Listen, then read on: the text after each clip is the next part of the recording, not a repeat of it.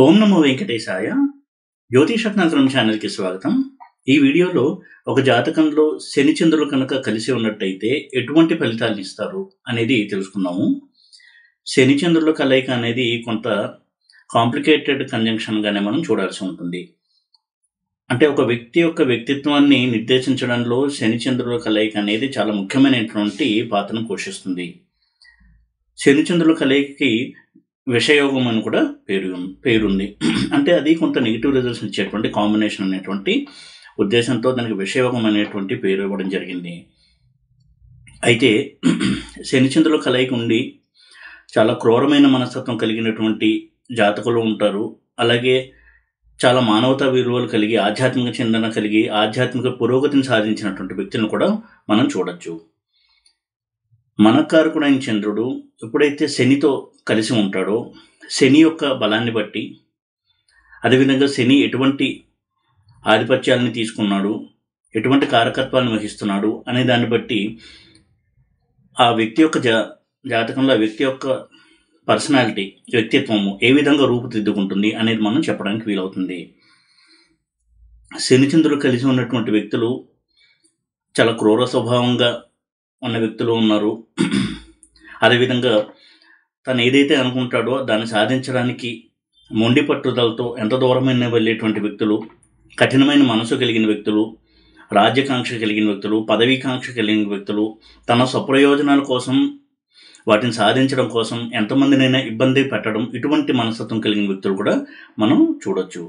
అటువంటి వ్యక్తులను కూడా మనం కొంతవరకు ఈ కలయికలో చూడొచ్చు. అదేవిధంగా శనిచంద్రులు కలిసి ఉన్నప్పుడు శని కనుక చాలా పాజిటివ్గా ఉండి చంద్రుడితో ఉన్నట్టయితే ఆధ్యాత్మిక చింతన, వైరాగ్య చింతన ఇటువంటివన్నీ ఉండి ఆధ్యాత్మిక రంగంలో చాలా ఉన్నత స్థాయికి చేరుకోవడానికి కూడా ఈ కలయిక పనికొస్తుంది. శని ఉదాహరణకి కేంద్రాధిపత్యం తీసుకుని చంద్రుడితో ఉండడము, అలాగే బలంగా ఉండడము, కేంద్రాధిపత్యం తీసుకుని కోణంలో ఉండడము చంద్రుడితో కలిసి, ఇటువంటి కలయిక ఉన్నప్పుడు శని చాలా మంచి రిజల్ట్స్ ఇస్తాడు ఈ కలయికలో. అదేవిధంగా శని కనుక శశయోగంలో ఉండి చంద్రుడితో ఉన్న, ఇతర రాజయోగాల్లో ఉండి చంద్రుడితో ఉన్న చాలా మంచి ఫలితాన్ని ఇస్తాడు. కష్టపడి పనిచేసేటువంటి స్వభావము, సిన్సియారిటీ, హానెస్టీ, నిజాయితీ, అలాగే పట్టుదల ఇవన్నీ కూడా ఇస్తాడు శని చంద్రుడితో కలిసినప్పుడు. అయితే శని స్ట్రాంగ్గా ఉండి చంద్రుడు వీక్గా ఉన్నప్పుడు చాలా త్వరగా డిప్రెస్ అవుతూ ఉండడము, మూడ్ స్వింగ్స్కి గురవుతూ ఉండడము, మానసికంగా బలహీనంగా ఉండడము, ఇటువంటి ఫలితాన్ని కూడా ఇచ్చేటువంటి అవకాశం ఉంటుంది. అదేవిధంగా శని కూడా నెగిటివ్గా ఉండి, ఉదాహరణకి శని నీచలో ఉండి చంద్రుడితో కలిసి ఉన్నప్పుడు,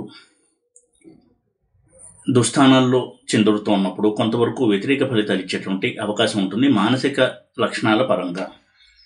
ఇది కొంత సంక్లిష్టమైనటువంటి కలయికగానే చూడాల్సి ఉంటుంది. వారి యొక్క మనస్తత్వం అనేది చాలా క్లియర్గా అవతల వ్యక్తికి అర్థమవుతూ ఉంటుంది. పాజిటివ్గా ఉన్నప్పుడు చాలా మోటివేటింగ్ పర్సన్గా ఉంటారు.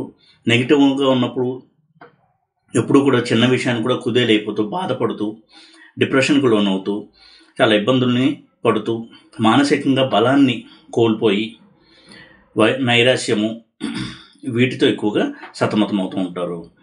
ఈ విధంగా శనిచంద్రుల కలయికని రెండు పార్శ్వాల్లోనూ అర్థం చేసుకోవడానికి రెండు ఎగ్జాంపుల్స్ చార్ట్స్ తీసుకుని ఈ వీడియోలో నేను ఎక్స్ప్లెయిన్ చేస్తాను.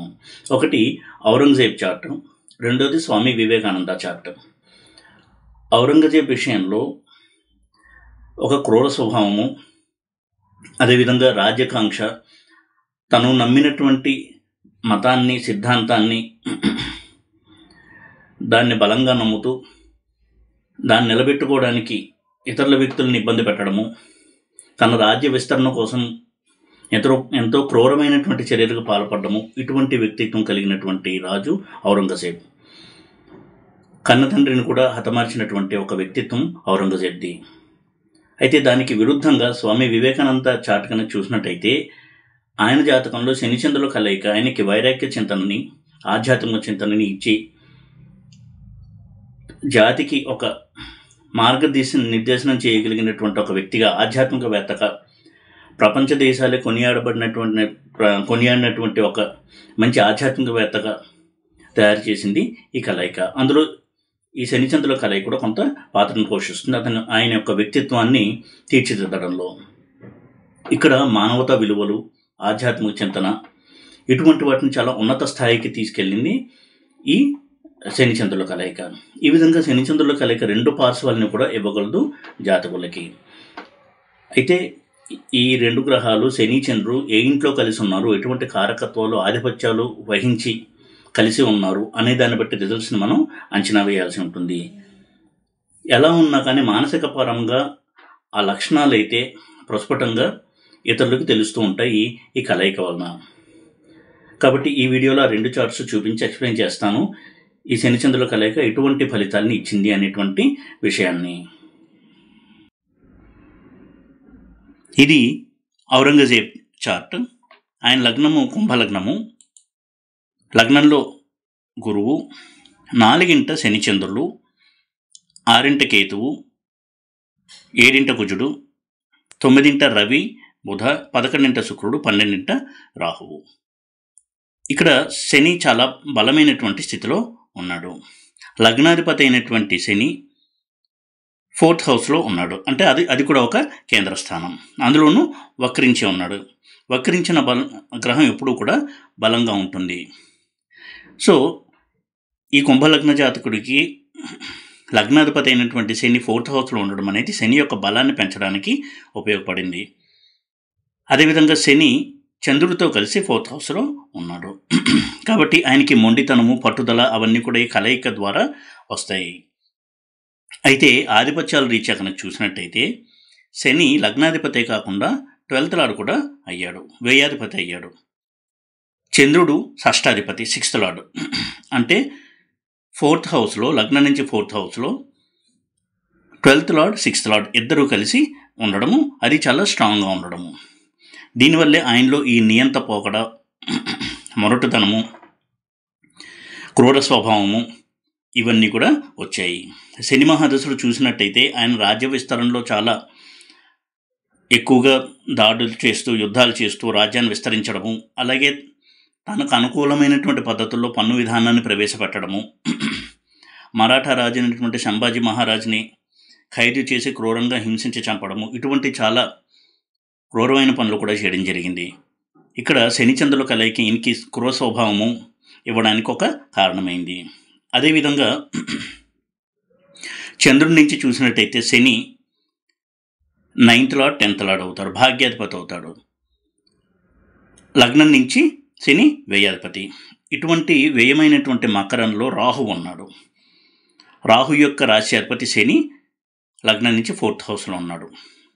ఎప్పుడైతే చంద్రుడి నుంచి 9th లార్డ్ అయ్యాడో మతపరమైనటువంటి విశ్వాసాలని బాగా అనుసరించే వ్యక్తిగా చూడొచ్చు. అంటే తను నమ్మిన మతాన్ని చాలా దృఢంగా పాటిస్తూ, అందులో కూడా వేరే మతాల వాళ్ళు రావాలనేటువంటి పట్టుదలతో కొన్ని మత మార్పిడులు చేయడము, ఇటువంటి పనులు కూడా చేయడం జరిగింది. అంటే మతం మీద ఉన్నటువంటి ఆ విశ్వాసం కావచ్చు, ఆ ప్రేమ అనేది కూడా తెలియజేస్తుంది ఈ శని యొక్క 12th లార్డ్షిప్, అలాగే చంద్రుడి నుంచి శని యొక్క 9th లార్డ్షిప్.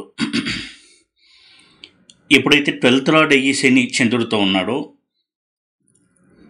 తను ఏదైతే నమ్మాడో దాన్ని అనుసరించడానికి ఎటువంటి పనులైనా చేయగలగడము, ఇటువంటి ఒక విపరీత మనస్తత్వం కూడా ఇవ్వడం జరిగింది.